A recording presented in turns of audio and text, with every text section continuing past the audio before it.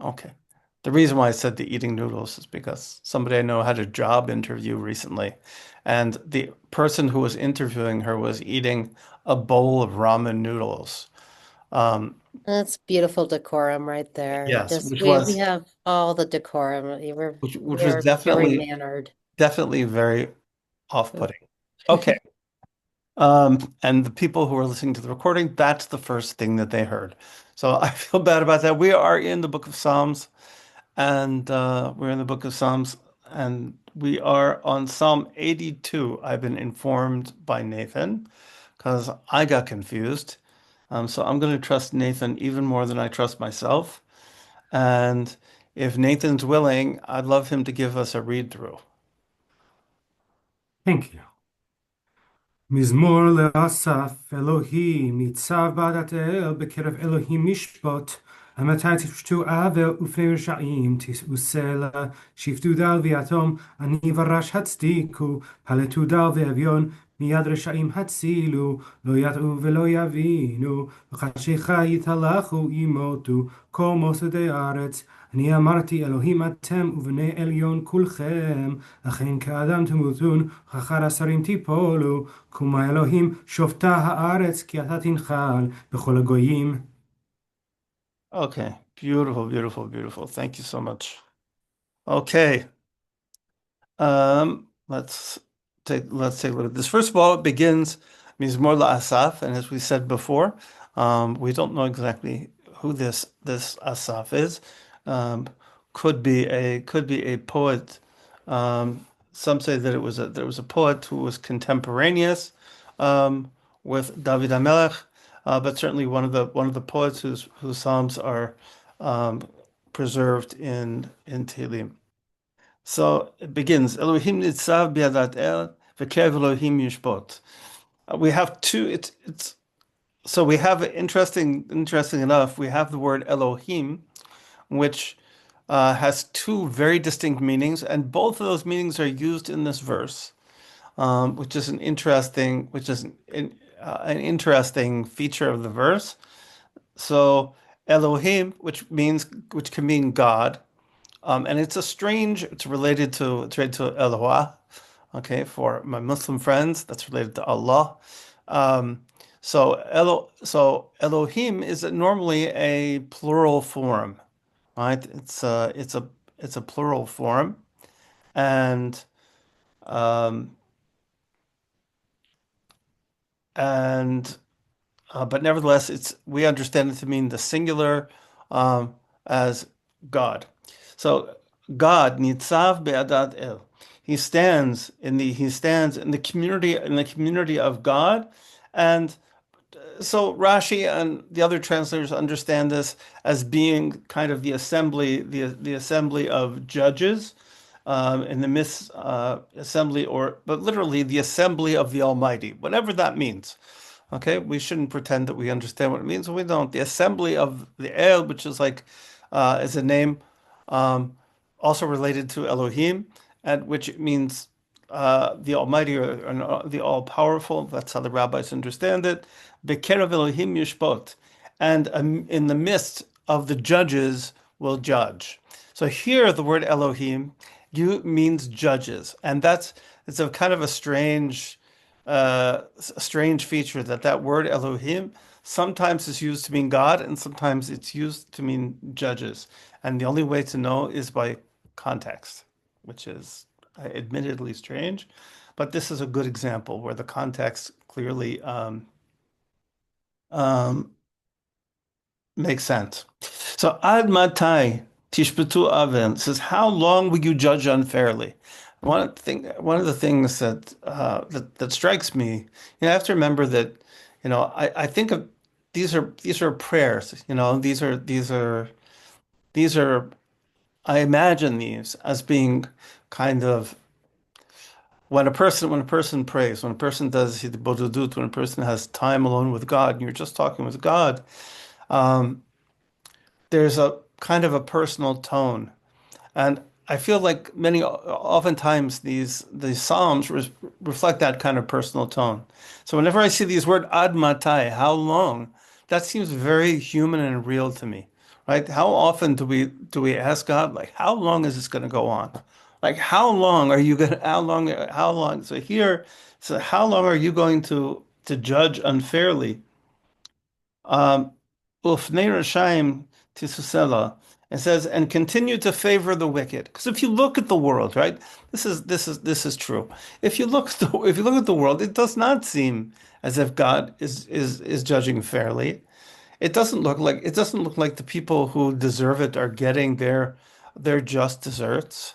And it certainly looks like the people who are not so good, or let's say bad, are are doing pretty well, right? They're doing pretty well. So is it that God favors is it God that God favors the wicked? And literally, Harashayim Tisu means literally lift up. You raise up the wicked. You not only you Tisu could mean to raise up or to bear, right? To raise up to bear. So imagine it's like holding the wicked on his shoulders, so to speak, right? He's holding up. He's lifting it up. The Nowadays, the president of it's called a nasi, right? So the person who is a person who is held a person who is raised up, right? So this is, it means to be raised up to a high position. So you raise the wicked to a high position. He says, Shiftu Daliat Tom says, judge, show justice to the dal, to the poor and to the yatom, to the orphan, for you Arabic speakers, yatom, yatim, same word. Um, so show to the poor and to the orphan, ani v'rash hatzdiku, and judge fairly the unfortunate and the needy, right? The people, right? So the people, the ani, the person who's unfortunate. Ani sometimes means poor, but among the words for poor, it's also the one that has the most emotional content to it. So it means not just poor, but somebody who's really unfortunate, somebody who's really has a poverty of spirit, not just a poverty of money. So he says, please show. So he says, show justice to the poor and orphan. Okay, judge fairly the unfortunate and the needy. Paltu dal v'yavyom miyad reshayim atzilu. He says, rescue the impoverished and the destitute. Says, and miyad reshayim, and from the hands of the wicked, save them. So this is not, and notice this is in the imperative, right? It's a request. It's a request, but it's said with a lot of power. It's spoken with a lot of power. And I said, whenever you see those words ad matai, how long, right? It expresses a frustration, right? An inner frustration, and kind of looking at God and said, like, how long will you allow this injustice to go on? So he says, lo yadu v'lo yavinu. It says they don't know and they don't understand. B'chasheva yidchalchu, and they go in dark, and they go in darkness. It says yumotu kol mozdei haaretz, and the foundations of the and the found v'yamutu kol mozdei haaretz means literally, and the foundations of the earth will shake. So they don't understand. So as Rashi, they don't understand the impact of what they do, right? They're in darkness. These judges, right? These people who judge, and people who are in charge, they don't they walk in darkness, and they don't realize that what they do shakes the foundations of the earth. They don't realize the impact of what they do on the earth. V'ani amarti Elohim atem. And I said, now this is an interesting. This is I want to check this for a second, because this doesn't ring right to me. Um, my spidey sense is going off that this doesn't sound right. Yeah. So this is how I would understand it. It says, it says, okay. Ani amarti Elohim atem. It says I had said Elohim atem that they're they're Elohim. Uh, so then the question is, what does this word Elohim mean here? Does it mean God? We already established that we established um, that that he was God, and um, and then we used it to mean meant the word Elohim meant judges, and here the commentators say it means angels. Okay. Now, the reason why it's used to be angels, because it says in the next line, B'nai Elyon Kolchem, all of them sons of the Most High, right? All of them sons of the Most High. So he says, so this seems to be referring to the judges. So I don't know why it says, Ani amarti Elohim atem, why it couldn't mean, I said you were judges, right? I said you were judges and that you were v'nei elyon kolchem. The idea is also that to judge, right? To judge is one of the most one of the most profound spiritual jobs that you can possibly have, right? Because really what you're doing is you're executing, you're empowered to execute God's will on earth. They say, the Gemara says that when a person executes even the smallest judgment, right, they should imagine that they have a sword pressed to their neck at that very moment, right? It's a very, very, very, it's a very heavy thing to do to judge another person. Um, so it would seem to me that and it says V'nei Elyon Kolchem, that why is it we call judges by the same name as as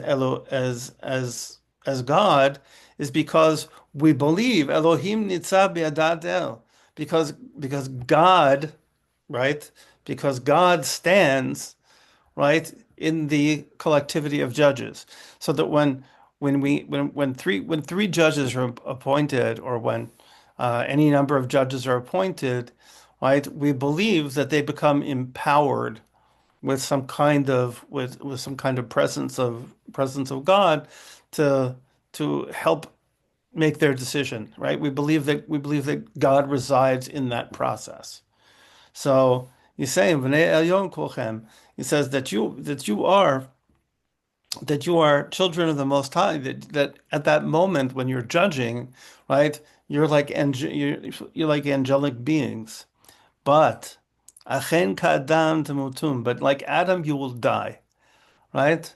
Here you're doing a very exalted job by judging, and you're called Elohim. And you're considered to be like angelic creatures, but really in truth, achen katan temutun, ukechad desarim tipolu. And you said you'll fall like the princes, right? If you look at temporal authority, right? If you look at temporal power, okay, you see that it goes up and down. You see that every human being dies, and you see that when it comes to temporal power, when it comes to the princes of the world and the presidents and the prime ministers, they come and they go, right? They come and they go, they live and they die, they lose their power, and they're forgotten, and they spend. I forget where Napoleon spent his last days, right? On some island somewhere. Um, yeah, he spent his last days on, some island somewhere. So now he continues. He says, Kuma Elohim, wake, get up, right? Literally, Kuma, get up. Kuma Elohim, get up, O God, Shaftar, and judge the world. He says, so we're it's a conversation. There's a conversation to the judges. He says, "You people are not judging. God, when are you going to start judging? These are your judges. These are the people who are doing your judging." And you can see they're nothing but flesh and blood. Right? We can call them like angels, but not like angels. So God, you do the judging. Kuma Elohim Shaddai is God, stand up. Not stand up, I mean, but get going, act. Okay, and judge the world. Ki atah tincha b'chol hagoyim. It says because all the people of the world, are in your hands. Tancha is sort of like are your inheritance, they're your property, right? The whole world belongs to you. So really, this is a call for God to for God to do justice, right? In a world where the orphans suffer, where justice often favors the the crooked, the wicked, is a call for God to do justice in the world. So it's a powerful one. It's a powerful one. So what do we think? Thoughts? Well, justice is so tricky. I'm not sure like what that even mean, what that looks like, what that might look like. Like eternal justice. I mean, what is that? Well, real justice. I mean, look, What is it? Well, yeah, have sorry. we ever seen a world in which everybody got a fair shake? I don't think anybody's seen that world yet. So yeah, we don't But it's dangerous to see that world, right? Because in the utopia is a dystopia, so it's dangerous. We might not want to see that world. why do you say utopia is a dystopia? I watch those movies. I know the Yeah, difference. all those things. I like Brave New World. Like we don't necessarily want a utopia. I think it inverts itself. I think Yonasan probably knows something along those lines. He seems like that. But I think it inverts itself. It's too perfect. I think too perfect's bad, right? Maybe. Well, How would we get anything perfect? We're only yeah, Yeah, humans. we need yeah. imperfection. Well, that's part of the problem here is he's saying, listen, what human beings are, what your judges, even though we give them this really, super divine name and we consider them to be like angels and everything else, right? They still produce something they still produce a kind of justice, which is not really justice. So you ask God, right, to, to execute real justice. Yeah, about utopia. The word utopia in Greek literally means no place. It does not exist. Literally. Mm. Okay. And so the point of utopia flipping into a dystopia is that when people try to make a utopia, it usually does become a dystopia because if you have in your mind what you think utopia ought to be, and then you try and project that onto your little commune or your cult or your little group of people or whatever, your nation, you end up with a very um, fascist kind of a thing because you are forcing it on everybody else. You know, Mm. I mean, we can talk about the time of Mashiach, as being utopia, and that's a hope that we would have peace, we have justice, and we can have that as a model. But every time people try to really do it, it does flip over. It doesn't remain what they hoped it would be. If Right. that makes any But sense. how can I didn't And mean to call on you. I utopia, just had a feeling no, you'd no, speak no. to Yeah, it that's well. okay. I Yeah. was thinking when you said utopia, I was thinking, yeah, the no place. but That's what it literally means. I can't remember who made up the word. It was relatively recent in history, like 17, 1800s or something like that, but purposely, put together a Greek word that would mean no place. So utopia doesn't exist, but you know, imagine that. at least. I mean, Mm. imagine that you're just kind of looking, you're a normal human being, right? And you're opening up I was going to say newspaper, but nobody reads newspapers anymore. Okay, you're opening up your Twitter feed. Not nobody does that either. Your TikTok feed. Oh, Uh, I pick up the New York Times every Sunday, so don't. um, You open up the news podcast that the algorithm serves Okay, you. exactly right. Don't The new, you? whatever news podcast No, I have to go to this pharmacy. I'm uh, like, can I go? that's so old school. That's old school. Do you sit in a coffee shop with a cup of coffee Well, and I hang out with myself for a while, and I like the papers. okay. Okay, so aside from Kaylin, who but that was my habit for many years. For years I would go out and buy the Sunday New York Times, and now I just whatever. So, but for most of us, okay, we're looking at we're looking online, looking at the news. Everything. You look at the news and you think how I can imagine the feeling, and I've had this feeling like how long is this going to go on? Like really, if you look at just been reading about what's going on in Sudan. And like you just read it and you just think to yourself like how does this happen? You know? Or and it's every single day, right? Every single day you can find, and you think that you know all of them, you think you know all of them, and then all of a sudden there's a new one, right? You know, we know about what goes on in Gaza. We know about what goes on in Sudan, and soon and we know about the Uyghurs, and and soon there'll be one that we don't know about. And each time that you see one, you see like Admatai, how long is this gonna go on?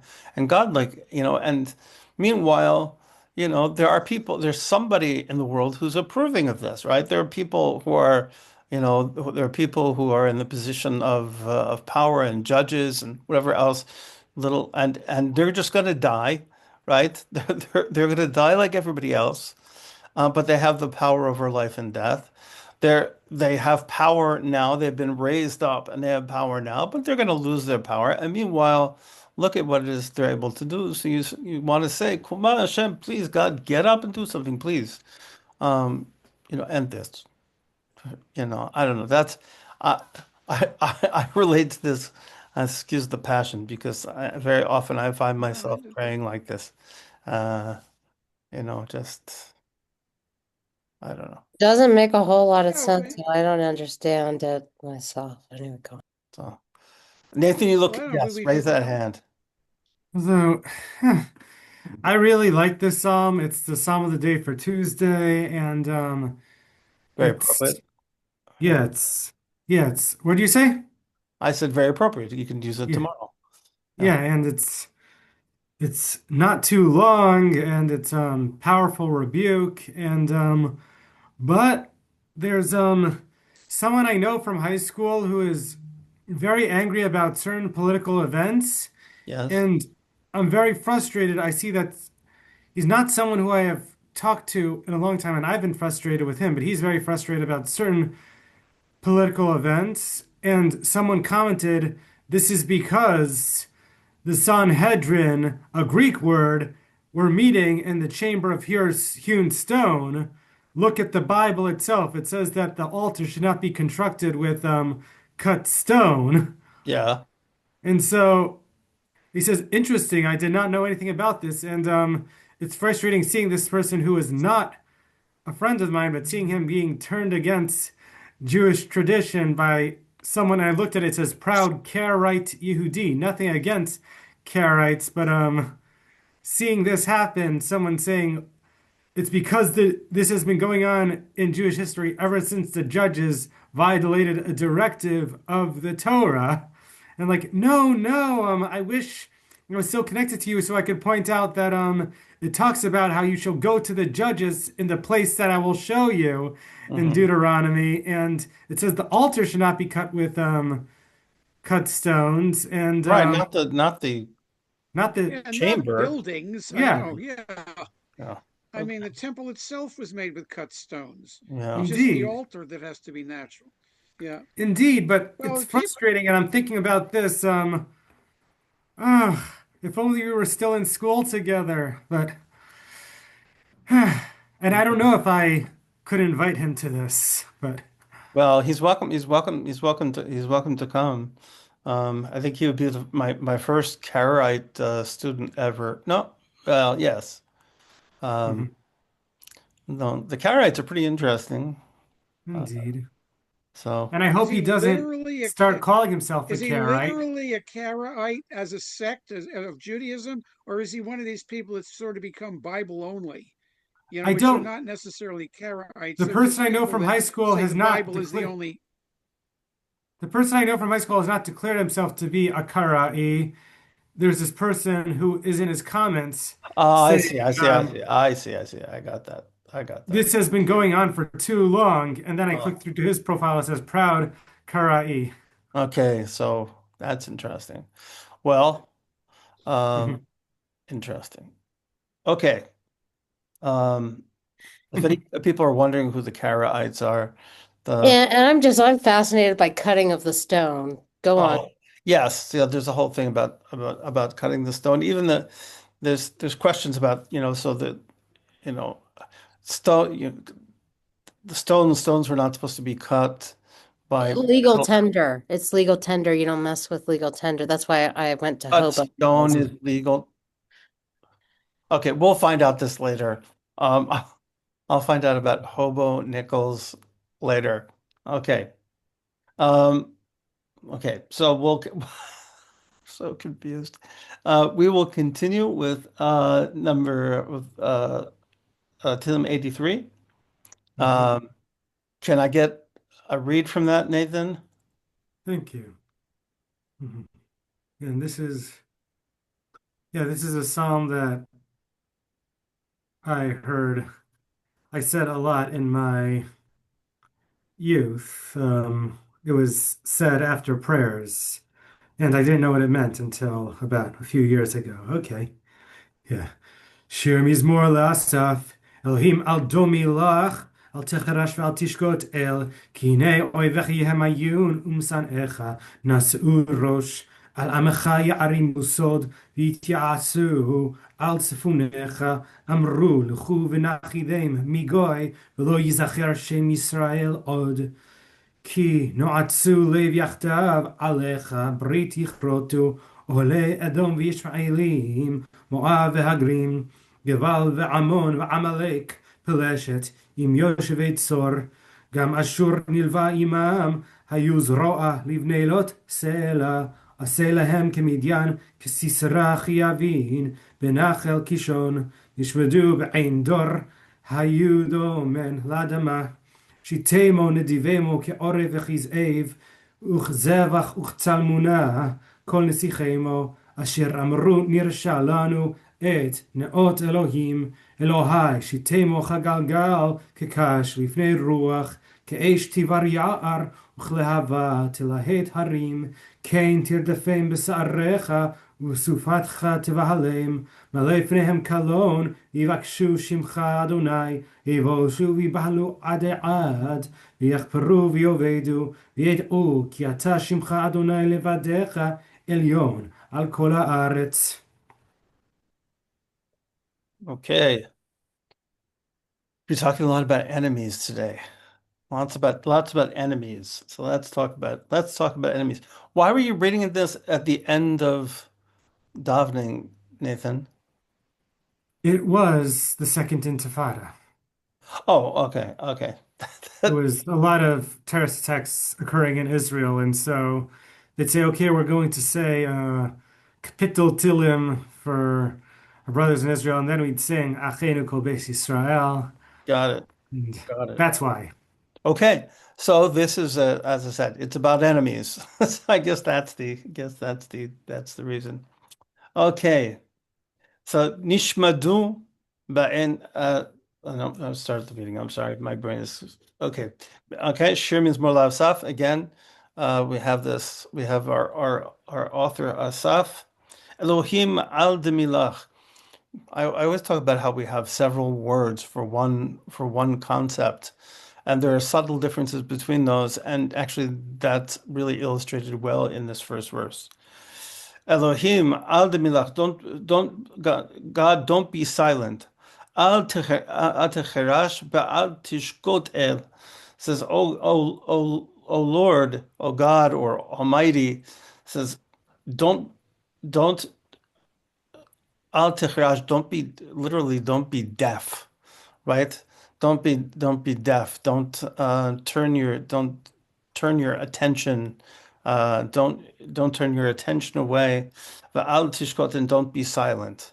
So don't ignore and don't ignore and don't be silent. Why? Ki neo ivecha yehemayun. It says because your enemies are in an uproar. Umisanecha nasu rosho. And says and those who hate you, okay, are I'm sorry, nasu rosh, are raising their heads, right? So they're raising their heads, I guess is probably an idiomatic expression for they're popping up, right? They're rattling their sabers. They're ready to fight. Alamcha yarimu sod. He says they plot. Literally, they literally they raise up a secret against your people. They plot against your people. Yitzatsu atfunecha, and they scheme. They scheme on literally your hidden. So it's a strange expression on, I guess maybe on good, there's a good translation on those you protect or those that you keep hidden or those that normally something which you keep hidden is something which is precious, right? Something that you hold precious to you. So something which your hidden treasure, so to speak. It says Amru, and they say Lachu v'nachidem migoy. It says, let us destroy them as a nation. So it's not. This is I guess the definition of genocide. I don't want to get into all this. I really don't. But there it is. Let us destroy them as a nation. Not just that we want to. The enemies are not just destroying because they want to kill you, but they really want to wipe us out. V'lo yizaker shem Yisrael od. So the name of Yisrael will no longer be remembered. So the goal is to completely obliterate all memory of us. Ki noatzu lev yachdav. Says, and it's interesting, and they plot with a single heart. Okay, they plot with a single heart. They're all in accord, right? Everybody, they all agree. Alecha brit yikrotu, and they wrote a pact, a pact against you. They made an agreement against you. So it's these enemies are not just enemies of the Jewish people who want to get rid of them and get rid of them as a people, but and to erase their name but it's also it says alecha, against you. It's also against God. And who are these? Ahale Edom. It says the inhabitants of Edom, the Yishmaelim, and the Ishmaelites, Moab, the Hagrim. I'm not even sure who the Hagrim are. That's not even familiar to me. So I'm not exactly. Do you know who they are, Nathan? I think they get mentioned in the Book of Chronicles. Okay, so this is the neighborhood. Okay, these are the tribal neighbors, and we continue. Gavav, Yamon, Amalek. So we have three more tribes. Peleshet.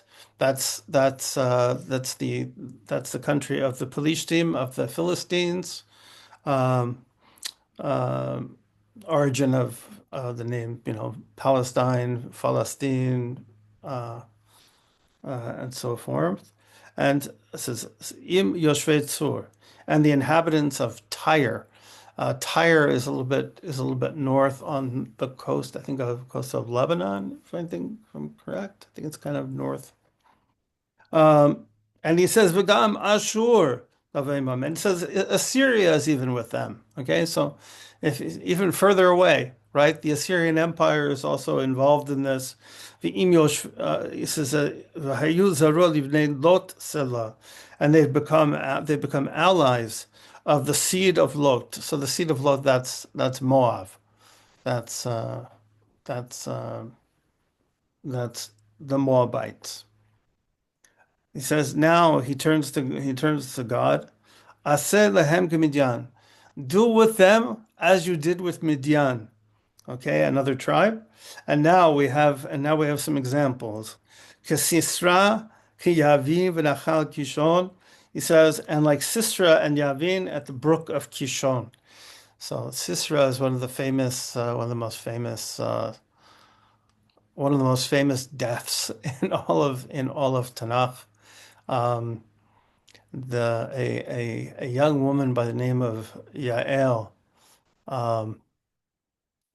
came and brought the general Sisera some drink, and he got drunk and he fell asleep, and she put a tent peg through his head. Right, it was quite a way to die. Yeah, she put a tent peg through his head, and it's quite a story. And his there's also a kind of almost a pitiful part of the story that his mother, was waiting for him. Um, his mother was waiting for him and going, "Where, oh, where has my son gone?" And it's a very sort of like almost a sad scene in some sense. So they'll go that way. Or says, this is Nishmaru Endor Vahayu Domen Ladama. It says, and they were wiped out at Endor. That's the place where Sisera and where Sisera and Yavin were killed, and they became like Domen Adama, like waste for the soil. They became like dung, right? That's what, they just be, so after all of that, Sisera was supposed to be this great warrior and great hero, and of course he ends up dead and rotting into the ground like everybody else. It says, Shitemo v'nidivemo be'orev v'kizev. He says, treat their leaders like Orev and Zev. And I'll just briefly say who these guys are. Okay, Zevech v'tzalmuna kotnin sechecha. And it says, and all their princes like Zebach and Zamun. These are all princes, I think, that were killed by Gideon in the time of the judges. These it says Asher Amru Nirsha Lan. They said, let us seize et Naot Elohim to seize the dwelling place of God. So he says, that these people, all of these people, they've gone before. He said, Elohai, O God, Shitemu Gagal. It says, make them like thistles. Galgal means literally something which rolls, like tumbleweeds, maybe, something which rolls, like dead bushes, thistles. Kekash lifnei ruach, like straw, like straw in the wind, right? Just let them blow away. Let them blow away like straw in the wind. Malei penehem kalon, that their faces be covered with shame. Yivakshu shimcha, and they seek until they seek your name, dear God. Okay, until such time as they get it, which is interesting because you might say, "Oh, okay, we're supposed to destroy them utterly," right? But what's the goal, right? If you vakshu shimcha Hashem, that they're going to seek you out, which is interesting. That the goal is to get the enemy also to change their ways. Seemingly, that seems to be the goal. And it says, it says, and they'll be disgraced and humiliated and terrified.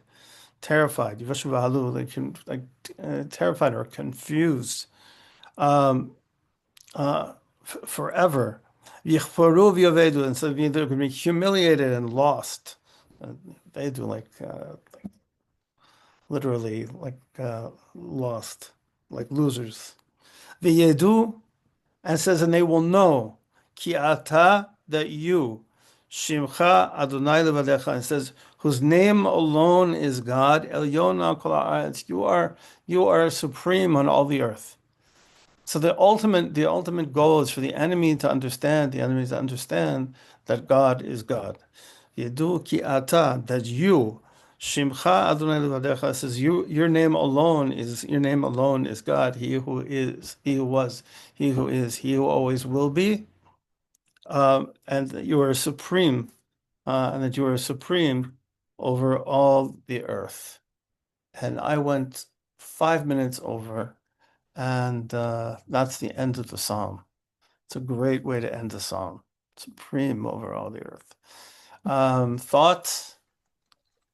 Oh, I'm very invested now. It felt like a Dateline episode with Sarah and whatever she was up to. I mean, like with Oh the yeah, pet. yeah, Yeah, yeah. no, I'm very invested now. Yeah, Sister and Yael is a great story. Yeah. But maybe that's the way to teach the Old Testament. I mean, there's a lot of duplicity, salaciousness. I don't know. It's pretty captivating. Well, So life is full of blood and guts. I mean, yeah, that's right, I guess. for better or for worse. That's all I had to say. It was nothing. Thoughts? Well, yeah, I mean yeah, I mean our history when we write it down is honest with warts and all. You look at a lot of the ancient descriptions of kings and stuff from other cultures, Egypt, Babylonia, whatever. The king is always perfect. He's always a god. He's always, everything the king does is perfect, and nobody's like that. And so we write these stories down as they happened. And David is a king, but he's got doubts. He's got struggles. He's the same as everybody else. So there's an honesty there. I remember one time it was a Christian person said to me something about, well, after all this sinning and stuff, God needed a king that was perfect, which of course they're thinking Jesus. But I don't believe any human. And I don't want to get into the Trinity stuff, but I don't believe any person really is perfect. You know, and so when you talk about kings or presidents or prime ministers or whatever you have ruling now, they're going to have their warts. They're going to have their negativities too. So we wrote it down honestly. And a lot of other cultures did not. They would idealize, Yeah. they idealize. And this is part of the argument going on now with the quote, culture wars, unquote, because you do have people that want to idealize American history. They Right. don't want to talk about the fact that Washington had slaves or Right. something like that. They want to make it, but that's a tendency. Yeah. And we're saying, no, these are human beings. They're going to die. They're going to rot into the field and be compost. Yeah. Right? Yeah. Yeah. Right. And I think but I think it's also, I think the emotional honesty here. Now, these are emotions, like I have to say, like the emotions of revenge, of I, I don't necessarily relate to them so much because I'm a pretty peace loving guy. Um, and at the same time, I relate to them. I relate to them here. But I'm also very pleased that at the end, the goal is not just for me to be safe and not just for me to be right. But when he says, "V'yedu ki ata shimcha Adonai levadecha elyon kol haaretz," that they should really come to know that God runs the world, right? That the goal is not to see our enemies punished. The goal is for our enemies, right? Goal is for our enemies to understand who runs the world. And I think about that with thank God I don't have many personal enemies, maybe even none that I know of. But if I had enemies, I would hope that I wouldn't want just bad for To them. stab them in the neck with But the just not bad, horrible you're not things. gonna want to do that. No. Thank you, Caitlin, for illustrating it so beautifully. But I wouldn't know what does a horrible thing. Told you to behave. Not to do horrible things to them, but really, to bring them to a higher, to a higher state. One would like to think that. So tomorrow I'll be back with Pirkei Avot, and it'll be less bloody, I think, and fewer enemies, and so I hope people will join me and have a very peaceful and happy afternoon. And thank you, really, thank you so much for coming. And it's it's a high point of my day. So Thank you too. Thank you so much. Thank you. Thank you so Thank much, you very Lee. much. It's the best part of my day. Thanks. Have a good Thank you. bye.